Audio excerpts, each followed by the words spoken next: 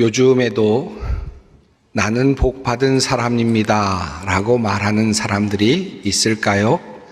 여러분은 살아가시면서 나는 복 받은 사람이다 라고 생각하시면서 살아가십니까? 궁금함이 생겼습니다. 혹시라도 공개적으로 여러 곳에서 나는 복 받은 사람이다 라고 말하는 사람이 혹시 있을까 생각이 들어서 인터넷을 한번 살펴보았습니다. 그랬더니 최근에 올라온 몇 개의 기사가 있었습니다. 지난달 12일에 올라온 기사였는데 방탄소년단 BTS의 멤버인 RM이라고 하는 본명이 김남준이라고 하는 분인데 그의 생일을 기념해서 심경을 전하는 내용이 있었습니다. 그의 나이 29살이 되는 바로 그날이었습니다. 그는 그날 자신의 마음을 표현했는데 얼마나 복받은 생인가요? 라고 자신의 삶을 돌이켜 말했습니다. 정말 자신 안에 숨겨져 있는 그 예술성을 남김없이 그리고 아낌없이 쓸 수 있으니 이 얼마나 값진 인생입니까? 프로그램이든 인터뷰이든 춤이건 뭐가 됐든 이 얼마나 복받은 생인가요? 라고 그는 그렇게 자신의 심경을 전했습니다. BTS 정도가 되면 복받은 사람입니다 라고 말할 수 있을 것 같지요? 그 정도면 참 복받은 사람이다. 어떻게 저렇게 복을 받았을까 하는 그런 생각이 들기도 합니다. 최근에 또 소녀시대 최수영 양이 얼마 전 팬 미팅을 했다고 합니다. 그때 팬들을 만나는 그런 자리에서 내가 팬들을 만날 때마다 늘 설렌다라는 말과 함께 나는 복받은 사람입니다 라고 그렇게 이야기를 했다는 내용이 또 인터뷰로 들어와 있었습니다. 그것은 9월 11일자 기사였습니다. 생각해 보니까 정말 그럴만도 하다는 생각이 듭니다. 얼마나 아름답습니까? 얼마나 젊습니까? 재능이 얼마나 출중합니까? 팬들의 사랑도 듬뿍 받고 있으니 복받은 사람입니다 라는 말이 참 잘 어울리는 그런 경우라고 할 수 있겠습니다. 설교를 준비하고 있었는데 어저께 밤 저녁쯤에 다시 또 살펴보니까 복받은 사람, 복받았다라는 내용이 갑자기 떠올라서 함께 또 살펴볼 기회가 있었습니다. 연예인인 B 씨가 인터뷰한 내용이었는데 자신의 아내인 김태희 씨에 대해서 이런 말을 한 것이 올라와 있었습니다. 내가 진짜 복받았다고 생각하는 게 진짜 훌륭한 분을 만났습니다 라고 자신의 아내를 이야기하면서 내가 복받았다 라고 그렇게 이야기를 하는 내용이 올라와 있었습니다. 예, 김태희 씨 정도면 복받았다고 얘기할 수 있나요? 예. 여러분, 우리가 살아가면서 참 부러운 인생들이 많이 있죠. 복받았다라고 생각되는 그런 사람들이 꽤 많이 있습니다. 돈이 많은 사람 복받았다고 할 수 있겠죠. 건강한 사람 복받았다고 할 수 있겠죠. 또 아주 단란한 행복한 가정을 꾸려가고 있는 그런 사람들 복받았다라고 말할 수 있겠죠. 훌륭한 자리, 높은 자리까지 올라간 사람 복받았다라고 그렇게 말할 수 있겠죠. 자, 그런데 또 한편으로 자녀들을 보면서도 자녀들이 잘 되는 모습 보면서 복받았다라고 그렇게 말할 수도 있을 겁니다. 아무리 먹어도 살 안 찌는 사람 복받았다라고 그렇게 말할 수도 있을 것 같습니다. 자, 그렇다면 성경은 복에 대해서 무엇이라고 말할까요? 성경에는 복에 대한 내용이 참 많습니다. 복이라는 단어가 많이 있습니다. 그래서 이 모든 것을 오늘 다 이야기할 수는 없겠죠. 제가 이런 궁금증이 생겼습니다. 성경에 복이 있도다라는 그런 문장과 더불어서 어떤 내용들이 나오고 있을까 하는 궁금증이 생겼습니다. 그래서 성경 전체를 통틀어서 복이 있도다라는 문장이 몇 번이나 나오는지, 그리고 그 문장 속에 그 주위에 어떤 내용이 들어있는지를 한번 살펴보고 싶었습니다. 그래서 검색을 해보니까 개역 개정 성경으로는 27번 정도 성경에 나오고 있는 것이 확인이 되었습니다. 그 첫 번째로 나오는 그 내용이 시편 2편, 오늘 본문 말씀이었습니다. 이 복이 있도다라는 말씀, 이렇게 나온 여러 검색된 내용들을 쭉 정리해 보면서 크게 두 가지 내용이 있다는 사실을 알게 되었습니다.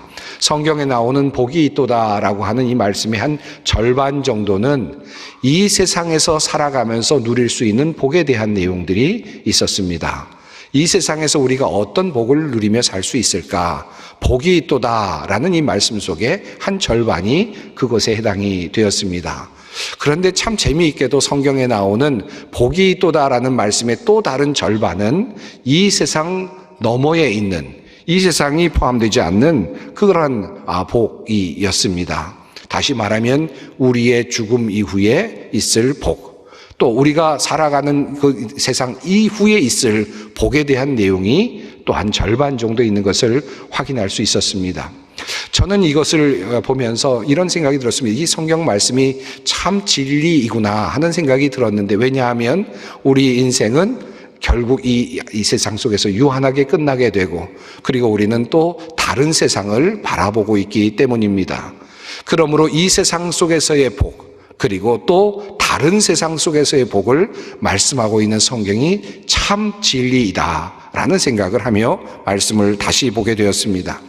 자, 그런데 성경에는 이 복과 관련해서 우리가 생각해야 될 몇 가지가 있습니다. 몇 가지 조건이 있는데, 첫 번째는 바로 복을 주시는 분은 하나님이시다라고 하는 것입니다. 하나님으로부터 복이 나온다. 이것이 성경이 우리에게 말씀하고 있는 매우 중요한, 아주 중요한 내용입니다. 두 번째로 복을 받아 누리고 있는 인간, 하나님으로부터 복을 받아 누리고 있는 인간은 유한한 삶을 살아가고 있다라고 하는 것입니다. 다시 말하면 이 땅에서는 반드시 죽게 되어 있다라는 것이죠. 다시 말하면 이것을 바꿔 말한다면 이 세상에서 누리는 그 모든 복들은 다 놓고 갈 수밖에 없다라고 하는 것입니다. 세 번째로 또 복과 관련된 매우 중요한 성경의 말씀은 이 인간의 죽음 이후에 무언가 또 다른 세계가 있고 그 안에 하나님의 복이 감추어져 있다라고 하는 사실입니다. 이것이 바로 복과 관련된 매우 중요한 세 가지 차원이라고 할 수 있겠습니다. 우선 이 세상의 복과 관련하여서 매우 아주 자주 그리고 빈번하게 사용되는 한 문장 또 표현이 있는데요. 그것은 바로 경외라는 단어이고 하나님을 경외한다라고 하는 표현입니다. 이 표현은 복이라는 단어가 나올 때마다 아주 자주 함께 나오는 그런 표현이 되겠습니다. 몇 곳을 한번 살펴보겠습니다. 시편 112편 말씀입니다. 할렐루야, 여호와를 경외하며 그의 계명을 크게 즐거워하는 자는 복이 있도다. 그의 후손이 땅에서 강성함이요 정직한 자들의 후손에게 복이 있으리로다. 부와 재물이 그의 집에 있음이요 그의 공의가 영구히 서 있으리로다. 이렇게 말씀되어 있습니다. 여러분, 이 말씀을 보면 이 세상에서 누리는 그런 복에 관련된 내용이라는 것을 알 수 있죠. 부와 재물이 있고 강성함이 있고 후손이 잘 되는 복, 이런 복에 대한 내용들이 있는데 그 앞서 내용이 바로 이런 내용입니다. 하나님을 경외하는 자가 복이 있고 그의 계명을 따라 살아가는 자가 복이 있다. 다시 말하면 하나님을 경외하면서 그의 말씀을 따라가는 그런 사람들이 부와 재물을 누리게 될 것이고 후손의 강성함을 누리게 될 것이다 라고 하는 말씀입니다. 시편 128편도 또한 이렇게 말씀합니다. 여호와를 경외하며 그의 길을 걷는 자마다 복이 있도다. 내가 내 손이 수고한 대로 먹을 것이라. 내가 복되고 형통하리로다. 여기 보면 내 손이 수고한 대로 이 땅에서 먹을 것이다. 잘 살게 될 것이다. 네가 복되고 형통하게 될 것이다. 어떤 사람이 그렇다는 말씀입니까? 하나님을 경외하는 사람이 그러하고 그의 길을 따라 살아가는 사람이 그와 같은 이 세상에서의 복을 누리게 될 것이다. 하나님이 복을 주시는 분이시기에 하나님을 경외하는 사람이 복을 누리게 될 것이다 라는 말씀입니다. 이 세상에서 누가 복을 받을 수 있는가? 하나님을 경외하는 사람이다. 이 말씀을 다른 말로 해석하면 어떻게 할 수 있을까요? 저는 이것을 하나님의 존재를 인정하는 사람이 복을 받는다라는 말로, 하나님을 인식하며 살아가는 사람이 복을 받는다라는 말로, 하나님을 의식하며 살아가는 사람이 복을 누리게 될 것이다 라는 말로 바꿀 수 있을 것이라 생각합니다. 다시 말씀드리면 우리가 살아가면서 하나님이 계시다, 하나님이 나에게 복을 주시는 분이시다, 나는 그 하나님을 의지하며 하나님께 간구하며 살아간다 라고 생각하고 살아가는 사람들이 하나님으로부터 복을 누리게 된다라고 하는 말씀입니다. 성경은 말하고 있습니다. 그런 사람이 후손들이 강성하게 될 것이다. 그리고 그런 사람들이 부와 재물을 누리게 될 것이고 네 손이 수고한 대로 먹고 마시게 될 것이다 라고 하는 말씀을 우리에게 하고 있습니다. 그러므로 시편 34편은 또한 우리에게 이렇게 요약적으로 말씀합니다. 너희 성도들아 여호와를 경외하라. 그를 경외하는 자에게는 부족함이 없도다. 하나님을 의지하며 하나님을 경외하며 하나님을 의식하며 살아가는 사람들에게는 부족함이 없을 것이다. 이 땅에서 살아가는 동안 하나님께서 때를 따라 먹여주시고 부족함이 없게 만들어 주실 것이다 라고 하는 말씀입니다. 어떤 분들은 아마 이런 말씀을 읽으면서 이런 생각이 드실 겁니다. 하나님 믿지 않는 사람들 중에도 부자도 많고 잘 되는 사람도 많고 부러워 보이는 사람들도 참 많이 있는데 하나님만 믿어야 부유해지고 또 잘 될 수 있다는 말은 좀 맞지 않는 것 같다 라는 생각이 드시는 분들도 있겠죠. 여러분, 여러분의 인생을 사시면서 이런 생각 해보시지 않으셨습니까? 여러분, 옆에서 잘 되는 분을 보는데 그런데 그 사람은 거짓말도 하고 또는 속이기도 하고 또는 잘못된 일도 하면서 계속해서 올라가고 또 올라가고 가지고 움켜쥐는데 그런 분들을 보시면 어떤 마음이 드십니까? 참 부럽다. 나도 저런 사람처럼 됐으면 좋겠다. 저런 사람처럼 그렇게 복받았으면 좋겠다. 이런 생각 드십니까? 그렇지 않지요. 불안하다. 저 사람 좀 저러다 어떡할 건가? 저러다가 큰 일을 당할 텐데 라는 걱정이 더 드시지 않습니까? 잘 되는 것 같고 표면적으로는 잘 되는 것 같지만 실제적으로는 도리어 걱정이 많습니다. 그리고 그 결과를 얻게 되는 분들을 우리는 종종 보곤 합니다. 어떤 하나의 형상이 문제가 아니라 그것이 어디로부터 나오고 있느냐가 굉장히 중요하다라고 하는 말씀입니다. 우리가 인간의 삶을 보면 인간의 힘으로 복을 누리는 사람들이 사실은 있습니다. 자신이 가지고 있는 지혜와 능력으로 돈을 벌기도 하고 높은 곳에 올라가기도 하고 그렇게 살아가는 분들이 또한 많이 있죠.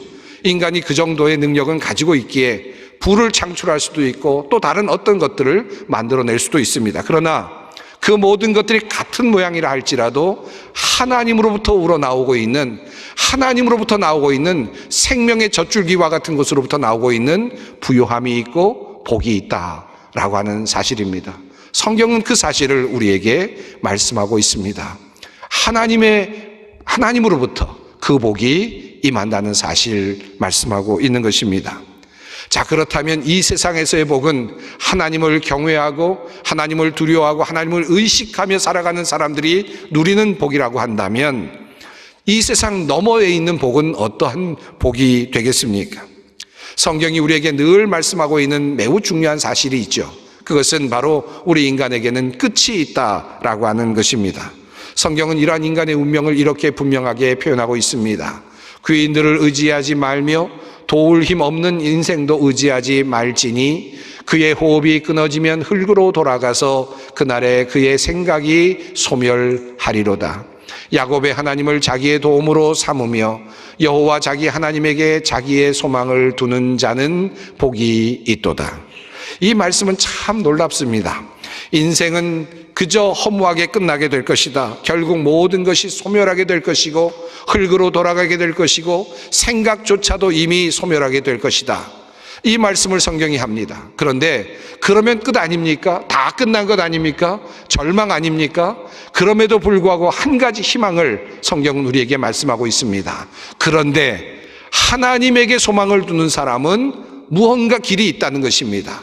그 죽음 앞에서 완전히 허물어지는 그 자리에서도 하나님을 향하여 소망을 두는 사람은, 희망을 두는 사람은 무언가 또 다른 길이 열릴 수 있다라고 하는 사실을 성경은 말씀하고 있습니다. 과연 인간이 죽은 다음에 흙으로 돌아간 다음에 어떤 일이 일어날까요? 사실은 우리는 우리의 상상으로는 알 수 없습니다.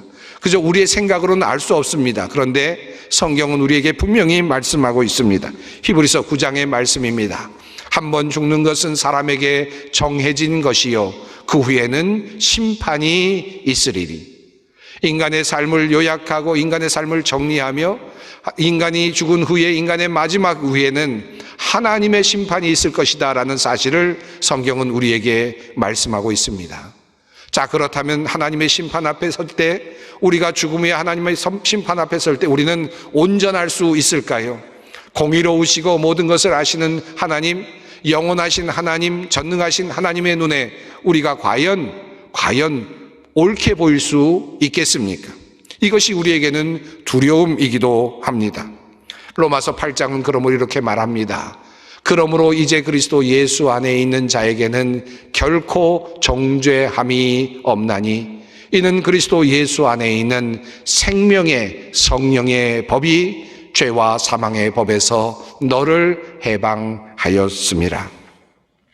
그러므로 오늘 본문 말씀인 시편 2편은 이렇게 말씀합니다.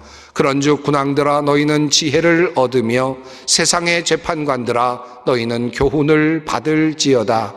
여호와를 경외함으로 섬기고 떨며 즐거워할지어다. 그의 아들에게 입 맞추라. 그렇지 아니하면 진노하심으로 너희가 길에서 망하리니 그의 진노가 급하심이라. 여호와께 피하는 모든 사람은 다 복이 있도다. 이 세상에서 권력자들, 재판관들, 군왕들, 그 많은 것들을 가지고 있는 사람처럼 보이는 사람들, 이 땅에서는 복받은 사람처럼 보이는 그 사람들, 그러나 교훈을 받을지어다. 이 모든 것은 곧 끝나게 될 것입니다. 그리고 이제 한 가지, 그곳에서 살아남는 유일한 길은 주님을 경외하며 떨며 주님을 향하는 것입니다. 그 아들에게 입 맞추는 것입니다. 예수 그리스도의 그 보혈 앞에 무릎을 꿇는 것입니다. 그렇지 아니하면 진노 가운데 망하게 될 것이고 죽음이 끝이 될 것입니다. 그러나 여호와를 향하여 피하는 사람들은 복을 누리게 될 것입니다.